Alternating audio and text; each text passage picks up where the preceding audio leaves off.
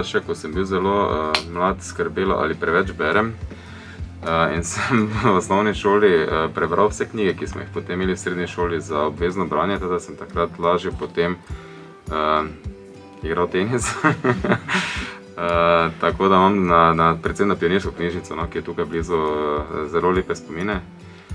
In seveda privoščim vsem mladim generacijam, da bodo tudi lahko prišli do prepotrebnega znanja, ki je skrito v teh knjigah.